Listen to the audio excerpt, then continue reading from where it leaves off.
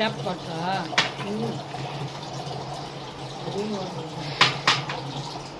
கேளு phone torch on பண்ணிட்டா